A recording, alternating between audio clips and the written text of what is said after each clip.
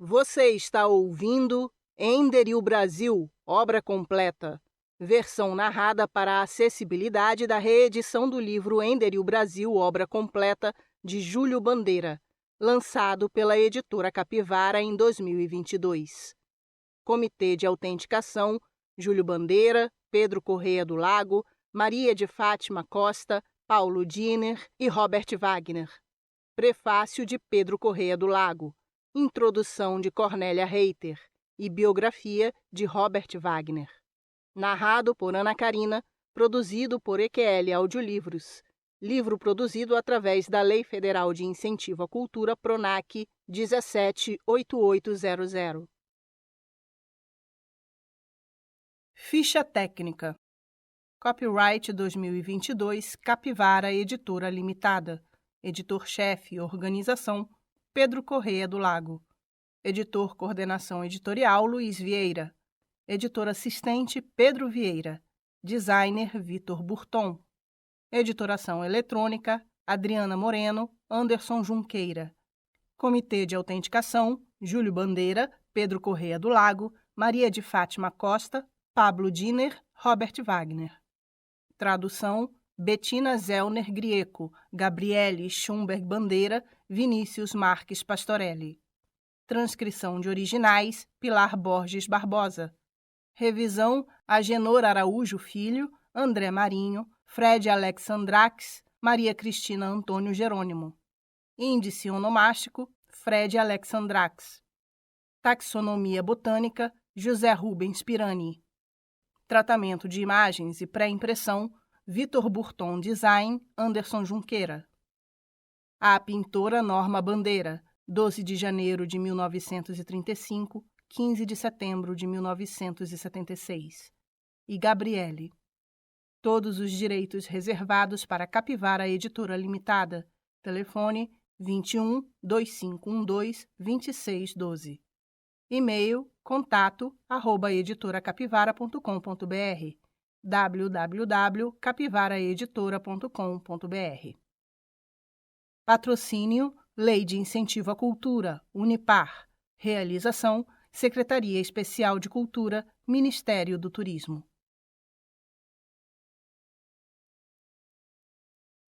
Sumário. Página 7. Apresentação. Unipar, por Frank Gayer Abubaker. Página 9.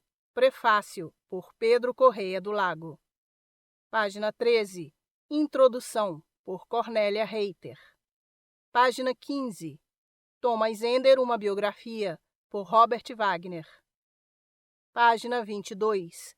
Autobiografia de Thomas Ender. Página 25.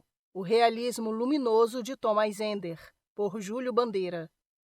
Página 72. Cronologia. Página 74. Catálogo Raisonné. Página 77. 1. Óleos. Página 97. 2. Aquarelas acabadas. Página 147.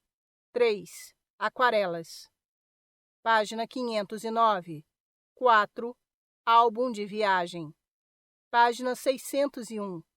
5. Desenhos. Página 653. 6. Câmera lúcida. Página 667. 7. Gravuras. Página 710. 8. Atribuições rejeitadas. Página 718. Mapas das principais viagens. Página 725. Agradecimentos.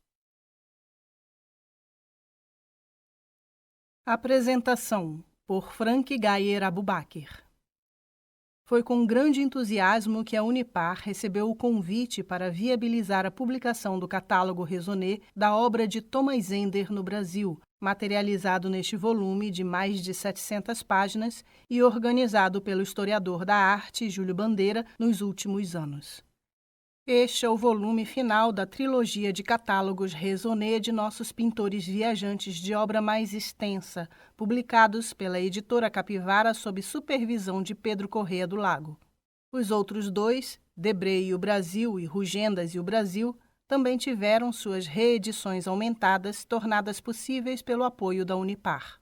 Exímio pintor de paisagens, o jovem austríaco esteve brevemente no país entre 1817 e 1818, quando da expedição que trouxe a arquiduquesa Leopoldina, filha do imperador Francisco I, para se unir no Brasil a Dom Pedro, ainda um jovem príncipe, com quem havia se casado por procuração em Viena.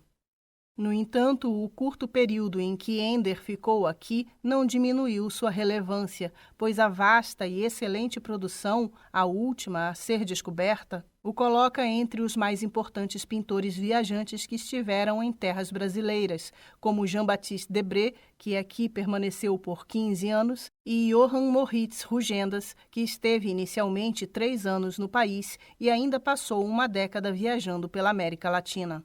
Thomas Ender nos presenteia com os mais realistas registros feitos, desde a sua longa e complexa viagem na fragata Áustria, passando pela sua estada no Rio de Janeiro, sua viagem a São Paulo e até de locais que não visitou pessoalmente, inclusive com obras finalizadas após seu regresso à Europa. São óleos, aquarelas, desenhos e gravuras que trazem, sobretudo, paisagens, mas também a botânica e os costumes do Brasil daquele início do século XIX. Com este livro, a Unipar celebra também o apoio incondicional que a família Geyer oferece, há mais de uma geração, à cultura do país, em especial ao patrocinar recentemente as obras para a abertura da Casa Geyer, cuja coleção foi doada ao Museu Imperial, IBRAM, pelo casal Maria Cecília e Paulo Fontainha Geyer, fundador desta companhia, em 1999. A família Geyer tem, entre outras obras preciosas que registram e iluminam a história do país, 3 importantes aquarelas e 3 óleos de Thomas Ender, sendo que existem apenas 7 quadros a óleo com temática brasileira realizados por ele.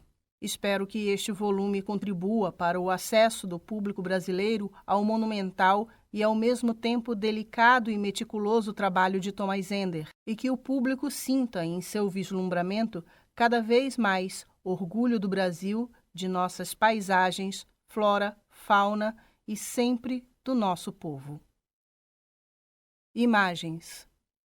Na página 6, Thomas Ender, O7, vista do Catete e Largo do Machado a partir do Outeiro da Glória. Detalhe: óleo sobre madeira, 27 por 37 centímetros, a cerca de 1840. Coleção Maria Geyer, Rio de Janeiro. Prefácio, por Pedro Correia do Lago. À frente da editora Capivara nos últimos 20 anos, é um privilégio e uma imensa satisfação para mim, tanto como pesquisador quanto como editor, organizar e prefaciar neste momento um catálogo raisonné cuja necessidade sempre me pareceu preemente e que permite agora apresentar com imagens de grande qualidade a totalidade da obra brasileira de Thomas Ender, 1793-1875. Cuja importância e beleza há muito me causam um profundo impacto. É também especialmente gratificante para mim que este livro seja assinado por Júlio Bandeira, pois compartilho com Júlio a autoria do catálogo raisonné da obra brasileira de Jean-Baptiste Debré, 1768-1848. Debré e o Brasil e o levantamento da obra de Arnaud-Julien Pallière, 1784-1862, também com Ana Pessoa. Considero-o o mais destacado estudioso da paisagem brasileira e um dos pesquisadores de maior mérito e talento de nossa iconografia antiga. Júlio foi, por isso, a escolha natural para empreender a extensa pesquisa exigida pelo projeto de catálogo raisonné da obra brasileira do artista vienense. Um livro desta natureza, com mais de 700 páginas e quase 2.000 imagens, requer um tour de force em termos de projeto gráfico e diagramação. Para garantir a extrema qualidade e criatividade nessa área, tive o prazer de renovar minha já tradicional parceria com Vitor Burton, um mestre do design gráfico no Brasil, e sua equipe formada por Adriana Moreno e Anderson Correia. Vitor foi, em 2008, o criador do excepcional projeto gráfico do catálogo Raisonné de Debré, seguido pelo projeto irmão do Raisonné de Johann Moritz Rugendas, 1802-1858, em 2010. O livro Ender e o Brasil completa agora o que poderíamos chamar de trilogia dos artistas viajantes. A organização da massa de imagens e dados necessários à produção de um catálogo Raisonné, assim como a pesquisa das fontes e a confecção das legendas, necessitou também, neste caso, de um enorme trabalho de organização em equipe, que só pude coordenar porque foi realizado por um dos mais disciplinados, inteligentes e criativos editores do Brasil, o jovem Luiz Vieira, a partir de demandas e indicações do autor e do designer. Ou seja, um grande trabalho de equipe. Este novo livro, Ender e o Brasil, por longo tempo planejado pela editora Capivara, junta-se agora a Debré e o Brasil, publicado inicialmente em 2008, com a 6ª edição em 2020, e a Rugendas e o Brasil, 2010 e 2014, com nova edição prevista para 2023, para completar o esforço editorial da Capivara de levantamento completo das 3 mais extensas obras brasileiras realizadas por artistas viajantes da primeira metade do século XIX. De fato, estes 3 artistas foram os únicos a beirar ou superar 1 milhar de obras realizadas entre nós, entre óleos, aquarelas, desenhos e gravuras. E tem merecido especial atenção dos estudiosos e historiadores devido à precisão e minúcia de seus registros visuais, que se revelam não apenas obras de arte notáveis, mas também como auxiliares essenciais da pesquisa do nosso passado.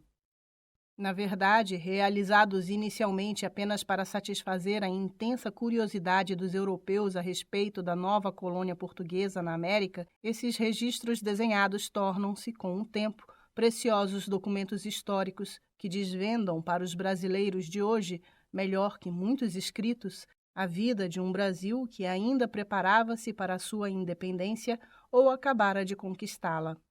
Júlio Bandeira sempre demonstrou especial admiração pela obra de Thomas Ender e já havia acumulado documentação considerável sobre o artista quando surgiu o convite para ser o autor deste livro.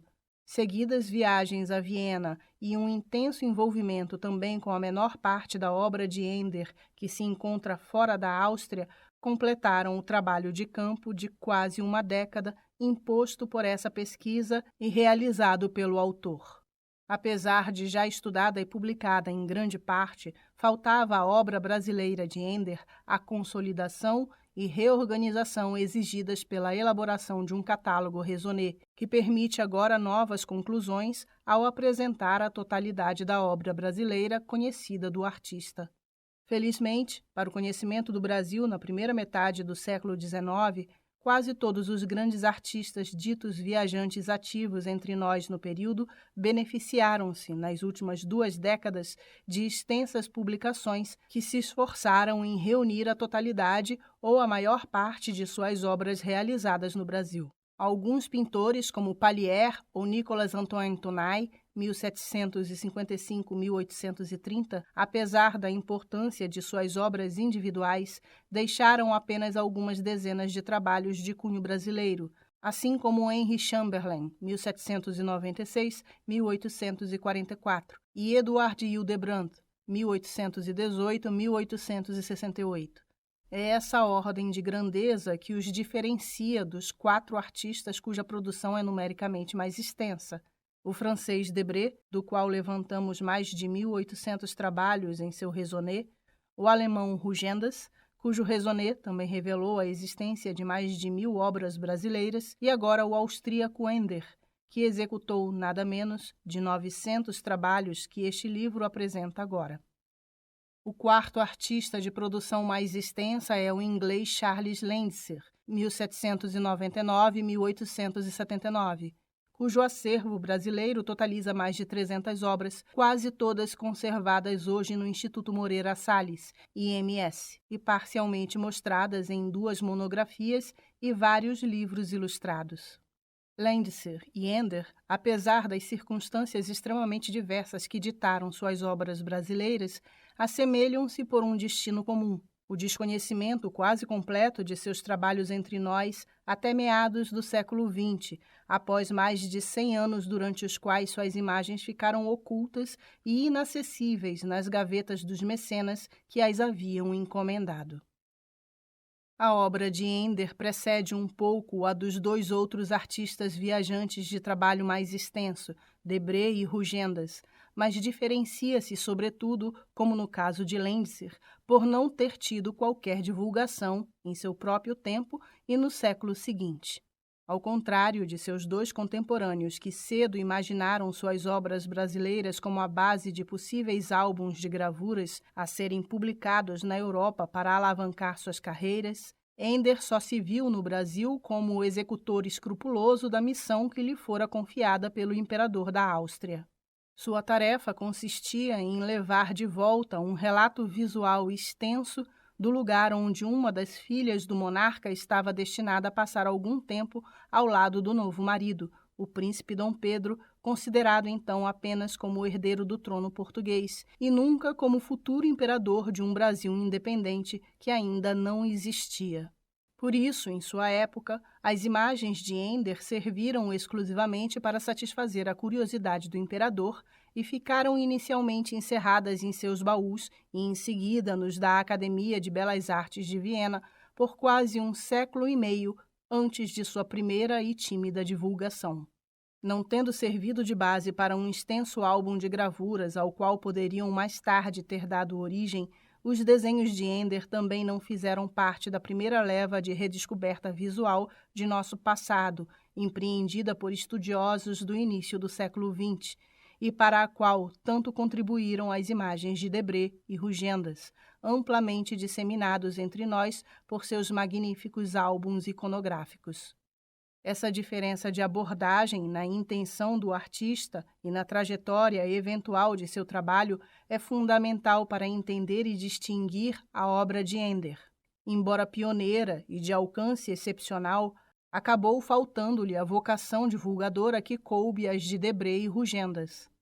Neste contexto, vale um esforço de interpretação dos motivos e intenções de Thomas Ender no tocante ao destino que o artista austríaco pretendia dar à sua extensa coleção de quase 1 milhar de obras de tema brasileiro. A tradição dos álbuns iconográficos a respeito do Brasil ainda não se iniciara quando Ender esteve no país em 1817-1818. Nessa época, seria uma ambição desmedida para um artista pobre e desconhecido de 23 anos almejar que fosse impresso na Europa um grande álbum iconográfico a partir de seus desenhos brasileiros. Os primeiros destes álbuns de gravuras só viriam a ser publicados na Alemanha 3 ou 4 anos depois da chegada de Ender ao Rio de Janeiro. Os únicos livros de viajantes ao Brasil de que Ender poderia ter tido conhecimento antes de sua partida, supondo-se ainda que lesse em inglês, eram os de Henry Coster, 1793-1820, e John Maui, 1764-1829, assim como o História do Brasil de James Anderson, 1783-1848. Publicados pouco antes de sua viagem. Ainda assim, esses volumes apenas inseriam algumas gravuras entre os textos, e não se tratavam, de forma alguma, de grandes álbuns iconográficos que pudessem ter inspirado Ender. O primeiro álbum importante sobre o Brasil é o do príncipe Maximiliano de Wied-Neuwied, 1782-1867, publicado em 1820. Ora, o príncipe era um homem poderoso e riquíssimo que podia dar-se ao luxo de celebrar seus feitos numa publicação que exigia o trabalho de dezenas de pessoas, entre gravadores, tipógrafos e cientistas, sem contar o papel especial, que custava, então, uma fortuna. Quando Ender retorna a Viena em 1818, com a idade de 25 anos, não se conhecia, portanto, ainda qualquer álbum iconográfico a respeito do Brasil, e muito menos apenas sobre o Rio de Janeiro.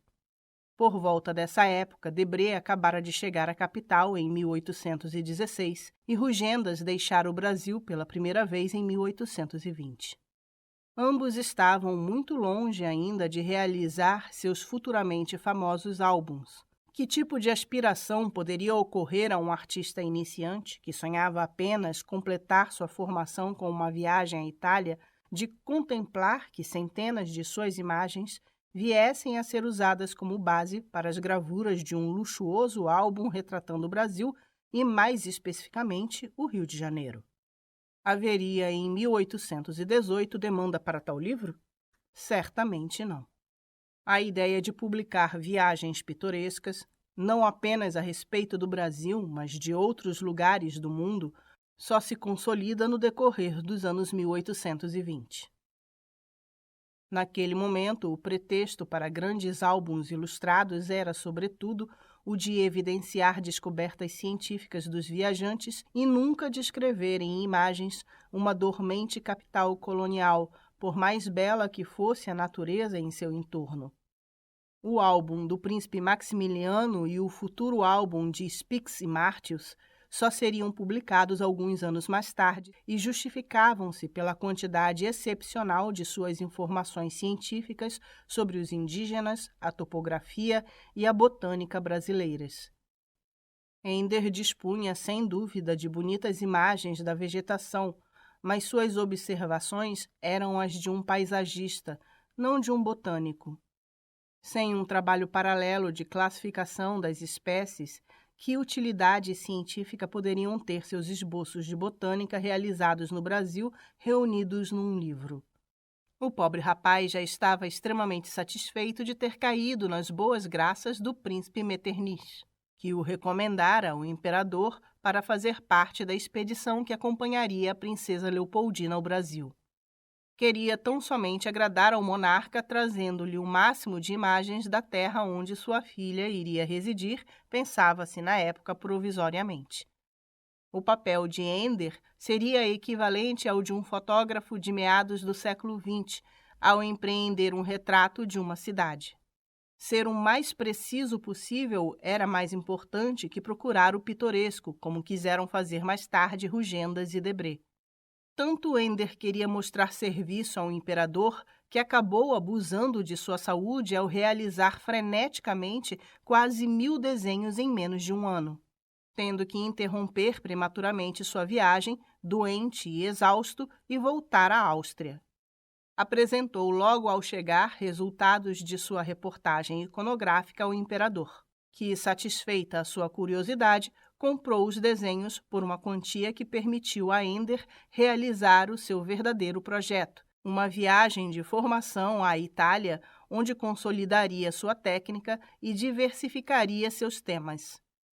Ender nunca imaginou tirar seu sustento ao longo de sua carreira como artista da exportação das vistas e personagens observados no Brasil, como fora o projeto de Charles Landseer, o mencionado artista inglês, cuja obra, entre nós, é a 4ª mais extensa. Também não viajou por todo o Brasil, como fizeram Rugendas e Debré, e foi apenas a São Paulo. Ender poderia até ter sonhado algum projeto conjunto com seu amigo naturalista Johann Baptist Emanuel Pohl, 1782-1834, enquanto estiveram juntos no Rio de Janeiro. Mas Pohl levou mais de 3 anos para deixar o país, e quando voltou à Áustria, Ender já estava na Itália. É fundamental, portanto, distinguir as motivações dos artistas viajantes que realizaram entre nós as obras mais extensas: Rugendas, Debré, Landseer e Ender. Rugendas e Debré foram também contratados para serviços específicos, mas tiveram mais liberdade durante suas estadas no Brasil para registrar, por conta própria, suas observações da paisagem e dos costumes brasileiros. Supõe-se que tenha logo ocorrido a Debré, 2 ou 3 anos depois de sua chegada, que o fruto de parte de seu trabalho no Brasil pudesse mais tarde render um impresso ilustrado, cuja publicação lhe permitiria alcançar certa fama. Essa também teria sido a postura de Rugendas, que amealhou antes da expedição Langsdorff e durante a mesma uma grande quantidade de desenhos transformados mais tarde em gravuras por hábeis litógrafos alemães na França. Já Ender e Landser executaram suas obras por encomenda direta de seus mecenas, mesmo que Landser tenha tido a esperança de permanecer na posse de seus esboços para uma futura carreira na Inglaterra baseada neles, projeto com o qual Sir Charles Stuart, que havia pago a sua viagem, não concordou. Outro artista de grande importância do período, Nicolas Antoine Tunay, jamais se propôs a documentar extensamente o Brasil e dedicou-se apenas a realizar alguns quadros a óleo e aquarelas que pudesse vender a eventuais interessados. Outros poucos quadros de Tunay tiveram como objetivo impressionar os monarcas e obter com isso encomendas lucrativas, plano no qual foi mal sucedido. O interesse essencial de Tunay era a paisagem, e os personagens aparecem em suas composições apenas como complemento das vistas, no que se assemelham a Ender. As aquarelas de Ender, realizadas ao longo de sua travessia para o Brasil e na viagem de volta, admiráveis pelo movimento de precisão, nos deixam imaginar o que poderia ter rendido seu talento se tivesse se permitido uma maior liberdade de temas e se houvesse se soltado mais na observação das cenas urbanas e dos interiores do Rio de Janeiro, como fez Debré. Esse estilo, apesar de muitos o considerarem erroneamente como um engessamento neoclássico, foi, na verdade, de uma precisão cirúrgica na sua interpretação do cotidiano brasileiro. Ender não observou de todo os indígenas, tema indispensável caso planejasse algum trabalho impresso, e limitou-se, quanto à observação de costumes, a copiar as pequenas aquarelas vendidas a estrangeiros pelo tenente português Guilhobel, e isso apenas quando lhe ocorreu, por algum motivo, registrar a população do Rio de Janeiro, geralmente como um mero complemento da arquitetura da cidade. As circunstâncias pessoais de cada um e as condições que cercam a vinda ao Brasil dos 4 artistas mais prolíficos entre nós são também determinantes para analisarmos suas motivações e a eventual divulgação posterior de seus trabalhos. Hoje, quase 200 anos mais tarde, esses 4 artistas viajantes estão todos no mesmo plano em termos de influência relativa, pois o historiador dispõe agora, com facilidade, de quase todas as suas imagens, sejam reproduzidas em livros ou disponíveis na internet. É fácil, portanto, em 2022, analisar os méritos proporcionais de cada obra e compará-las entre si. Mas o impacto histórico que tiveram cada uma dessas 4 produções em seu tempo e na posteridade foi extremamente diverso e vale agora evocá-lo.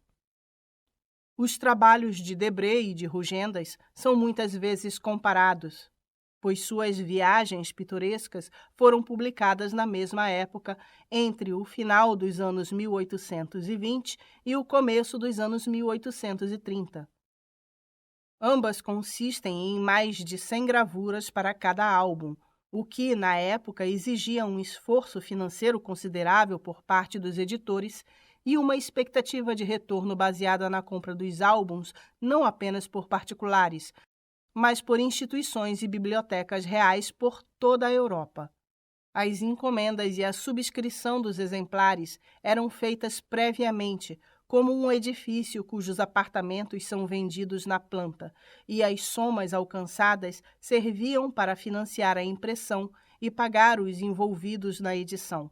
Os álbuns iconográficos, sobretudo aqueles consultáveis em bibliotecas públicas, permitiram aos contemporâneos dos artistas uma viagem virtual para terras inalcançáveis e fascinaram gerações.